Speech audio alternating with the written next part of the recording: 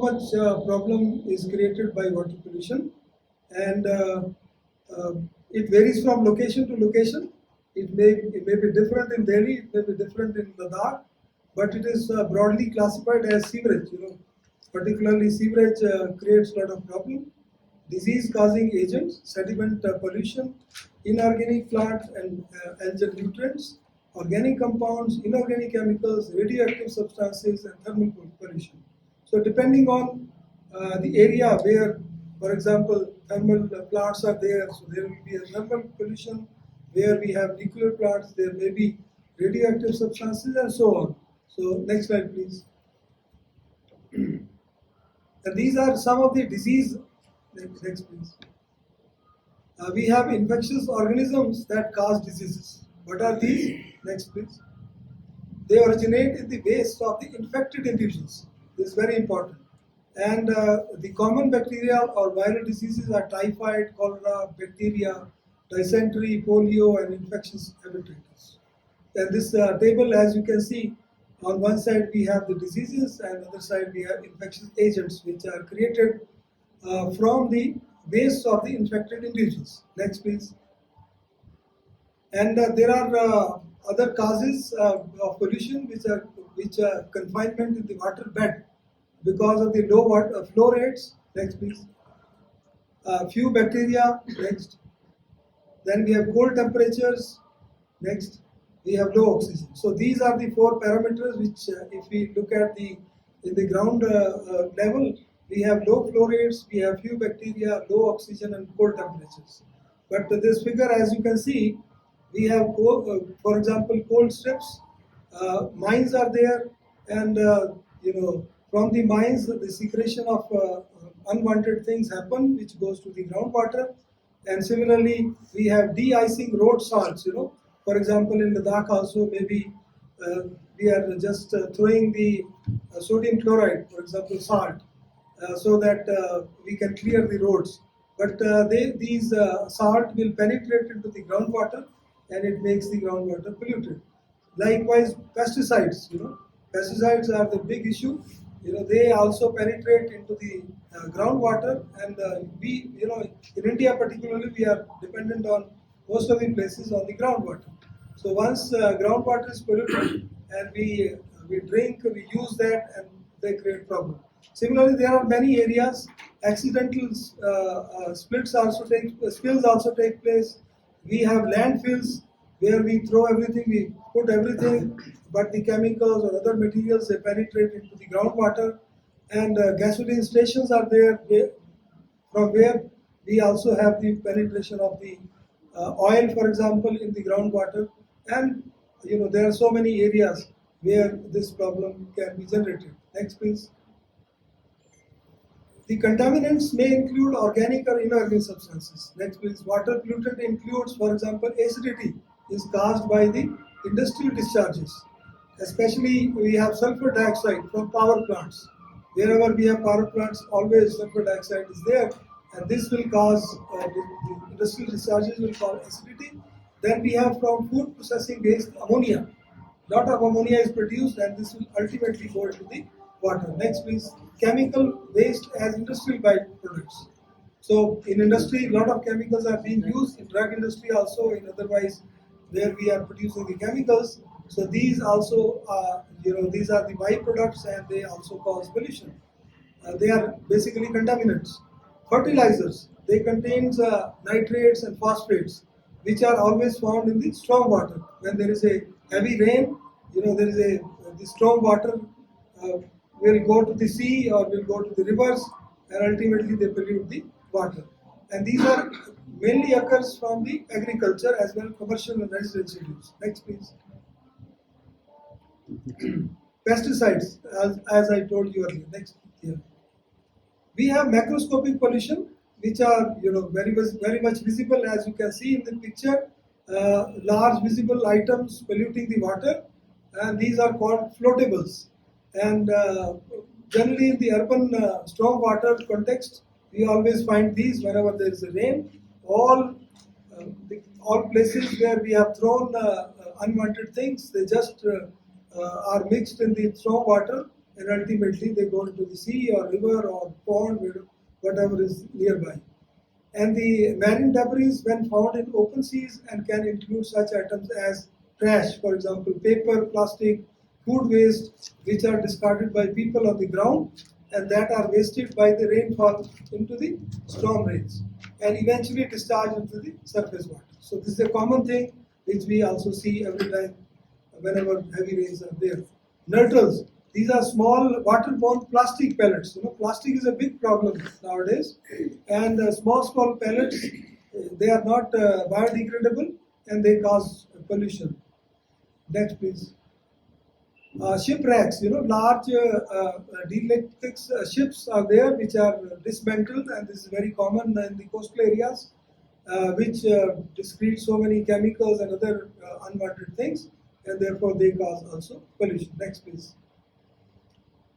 Pathogens are another type of pollution that prove very, very harmful, and they can cause many illnesses, as we know, that range from typhoid to dysentery to minor respiratory and skin diseases. And pathogens include organisms such as bacteria, viruses, and protozoa. And these pollutants enter waterways through untreated sewerage, storm drains, septic tanks, runoff from the farms, and particularly boats that dump sewerage. So these are very common and very, they create a lot of problems, and pathogens are created. And coronavirus is also an example which has created havoc into the society. Next, please. Now, the surfaces of water pollution, there are some what we call non-point sources and other we call point sources. For example, in non-point sources, urban areas where we develop people have their houses. Lot of houses nowadays is happening, like a particular area is crowded with a lot of houses, lot of societies, and they are naturally discharge sewerage. All these problems will be there, and they are discharged into the, for example, river. And there are rural homes also. They discharge everything into the rivers, and water gets polluted. Similarly, we have point sources where wastewater treatment plants, for example, are created. They are mostly created near the water bodies which are available, and factories, and even animal feeders, but they are non-point. So these are some of the point sources. There are some non-point sources, but all they create the pollution. Next, please. Point sources, for example, they are located at specific places, and which we can easy to identify, we can monitor, we can regulate. These are point sources. But so there are some non-point sources which are broad, which are diffuse areas, which very difficult to identify and control, and they are expensive to clean up. That's the important thing. Agriculture activities leading to cause of the water pollution. We have sediment eroded from the lands. Whenever heavy rains comes, sediment is eroded, and they have a lot of fertilizers and pesticides, and that go along with the rainwater. Bacteria from the livestock and food processing waste. So these are the three, all from agriculture activities are there. Next, please. Then industrial facilities, wherever they are, they will definitely create, as I told you earlier also, they create a lot of pollution because they don't follow the government rules, and they hide many things, and therefore they create, they discharge everything in the normal water, and therefore the problems are there. Mining is another area where pollution is created. Other sources are parking lots, human-made materials like plastic, as I mentioned earlier, and the climate change due to global warming. This is a hot area nowadays. Everybody talks about climate change, which is again creating a lot of problem, and this is happening because of the global warming. Next, please. This is a common picture which I think most of you must have seen, the point source of polluted water in Ganga. So whenever we visit, we worship Ganga, but we pollute Ganga. That is the tragedy, and this is a common scenario whenever you go to see this Ganga, visit places where this Ganga is present. Next, please. So this is a holy river. 1 million daily take holy dip, and there are 3 million people live in the watershed near the Ganga, and little sewage treatment is there. The water is used for bathing and drinking also, and even cremations also take place. We throw the bodies in the river Ganga, and but the good news is that the present government is very serious and they are taking a lot of steps. Lot of steps already has been taken. Lot of money has been pumped to clean the Ganga, to clean the surroundings, and make the system very systematic. So I think more improvement will come, and the Ganga will be the purest. Next, please. This is another scenario where people are taking bath daily in the Ganga, but then they are creating the pollution also. Next, please. So these I was talking about non-point sediment from unprotected farmland that flows into the streams. Whenever heavy rain comes, lot of sediment is eroded in the fields, and which contains fertilizers and pesticides. So that also flows along with, and it will go to the river or it will go to the sea wherever near that place, and ultimately it will pollute the water. Next, please. So as I mentioned earlier also, major source of water pollution is agriculture. We call it as a leader of water pollution because of the reason that sediment, fertilizers, bacteria from the livestock, food processing, and salt from the soil irrigation, all this is involved in the agriculture. And besides this, industrial problems are there, factories and power plants are there, they create pollution, mining, surface mining, toxic acids and sediment, all these are thrown into the water. Next, please. So agriculture is leading a source of water pollution in India. For example, any waste and plants residues have high BOD, this biological oxygen demand, which is required if we want our water to be cleaned up easily. Chemical pesticides can leach into the groundwater. The pesticides, for example, in Punjab and Haryana, where a lot of agriculture is there, and there lot of problem is there because they are using pesticides unwanted way. They throw pesticide like anything, and that causes the problem in the groundwater. Almost all streams and rivers are polluted with agricultural pesticides, particularly in these areas where agriculture is the main. Yes, please. Next. And also we have municipal water pollution. You may be surprised to see that we have house, for example, we have a car, water pipes are there.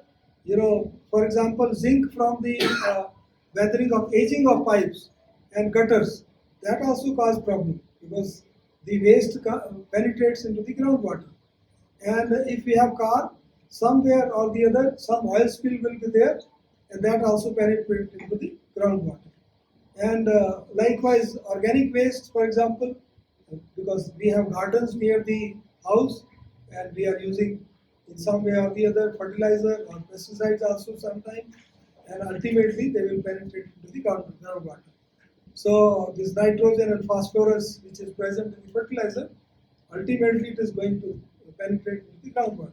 And now we are depending on the groundwater. That is the tragedy. Next, please.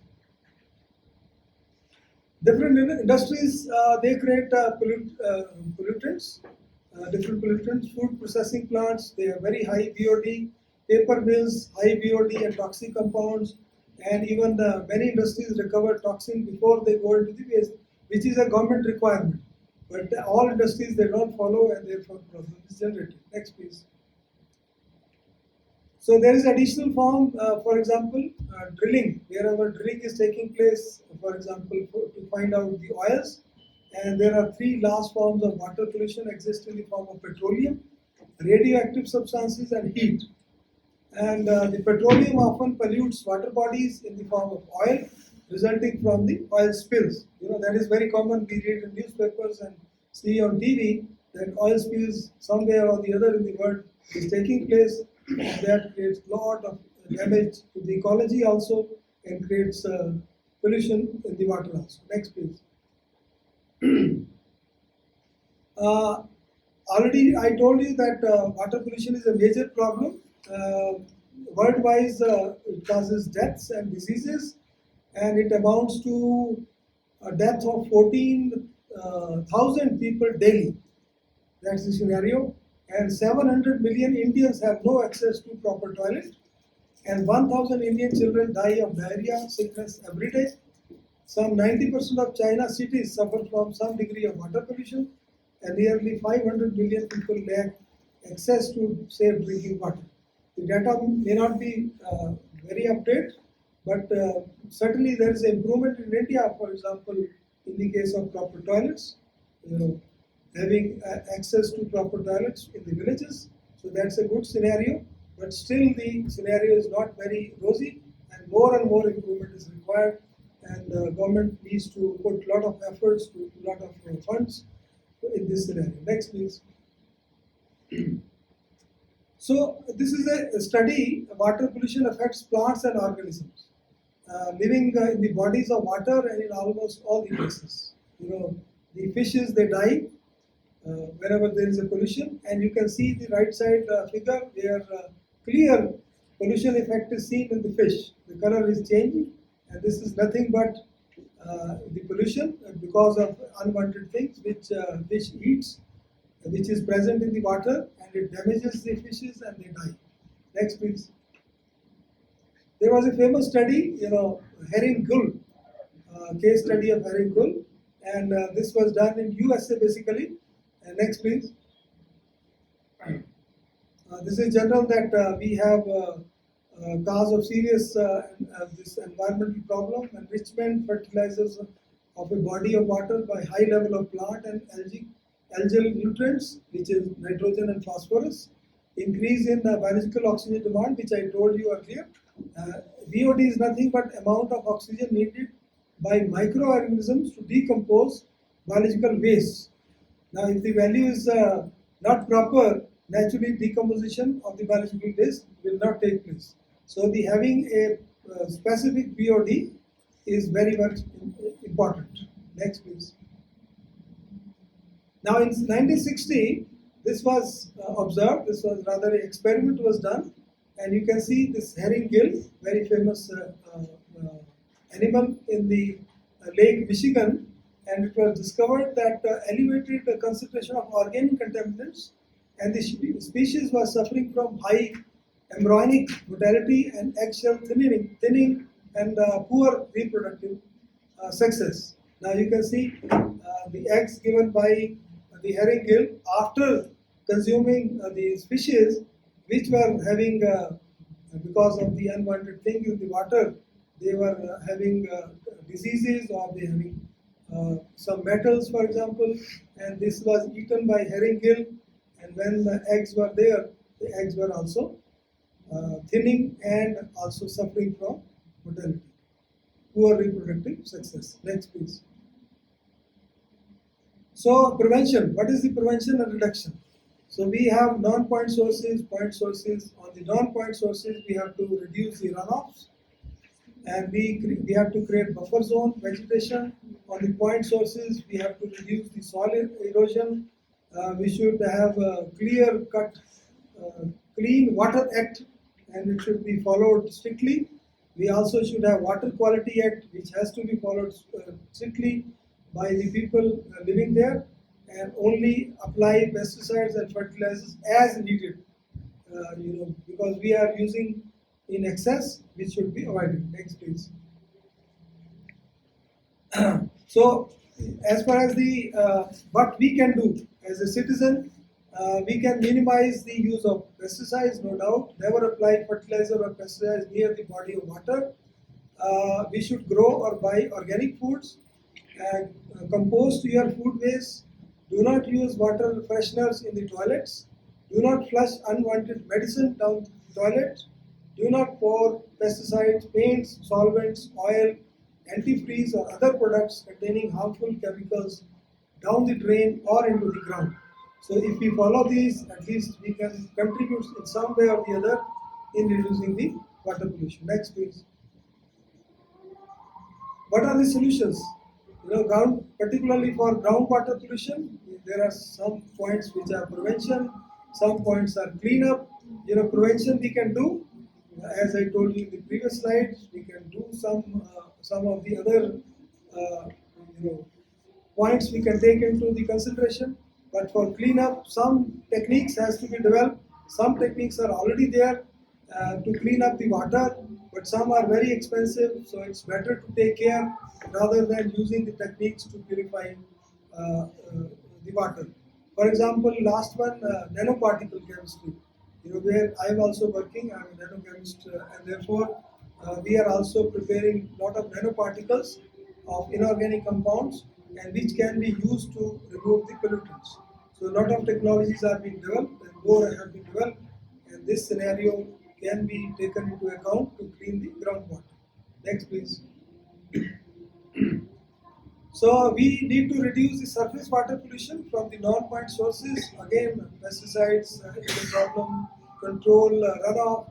We have to have tough pollution regulations, and we have to deal better with the animal waste. Next, please. Now, few slides.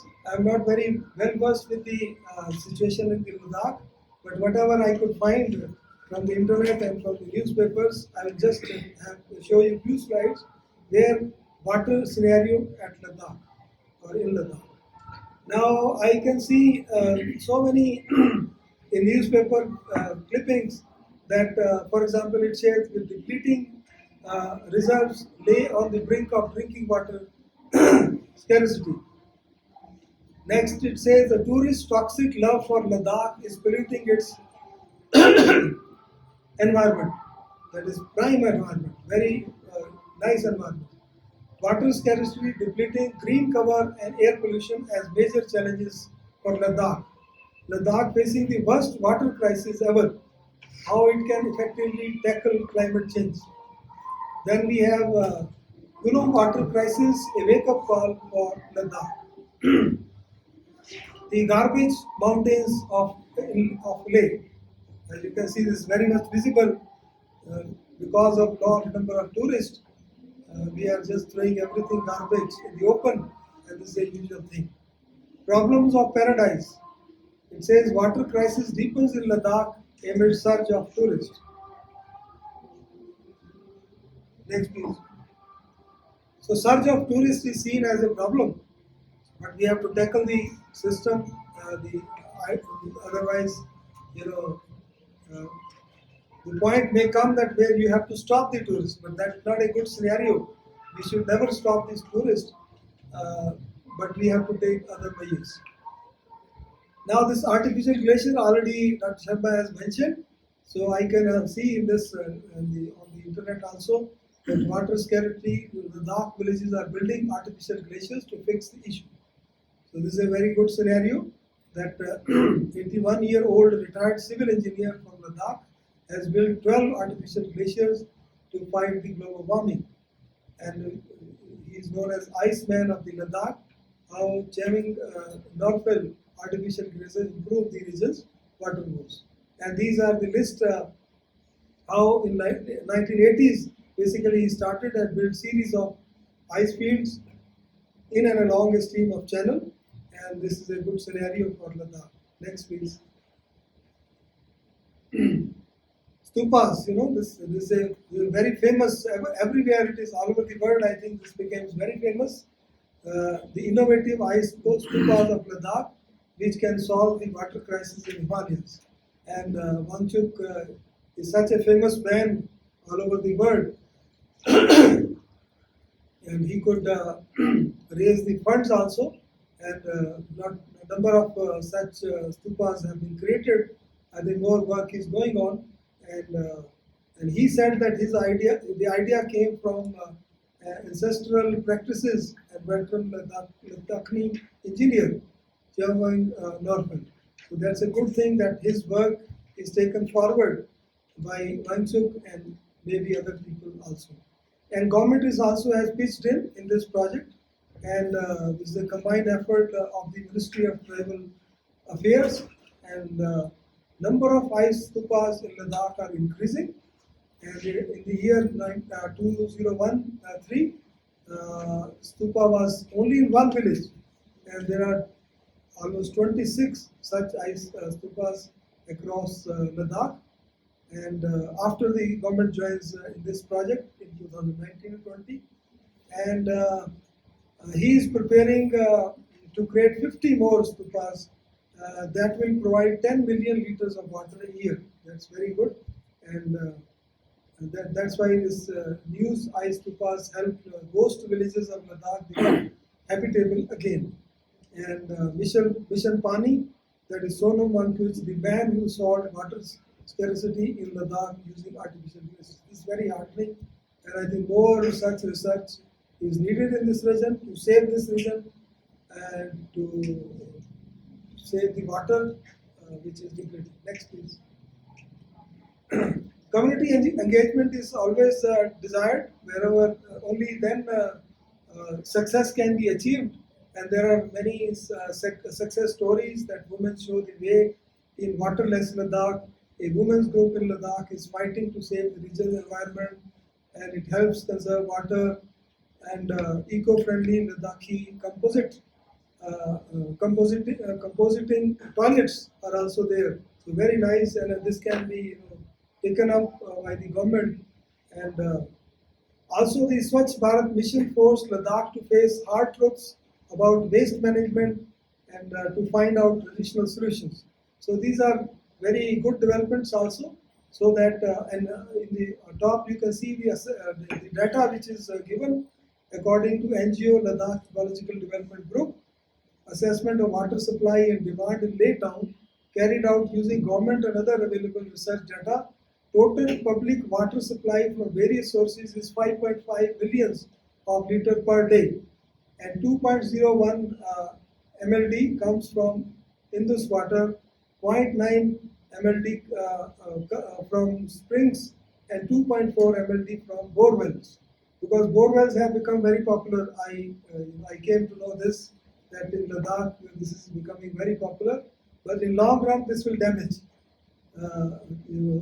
This is not a good scenario. Apart from this, 4,000 private bore wells in the district extract 2.9 MLD of water, putting immense pressure on the groundwater levels. And groundwater level will keep on going down, and one day you won't find any water which you can extract from the groundwater. Therefore, people have shifted to traditional methods of water management. That's a good scenario. Next, please. So, this is all what I have. So finally, we can conclude that there is a dire need of a plausible water solution, because if we do not have access to safe drinking water, we should be ready for this. What is this? Next slide. This is in Africa. You can see without water what is the situation. In Africa, people are dying, there is no water, and the scenario is so bad. Next, please. Please save water. This is the message. If you see anyone playing or polluting water, stop them and make the world a better place to live in. Next, please. The solution to pollution is delusion. Next, please. Thank you very much for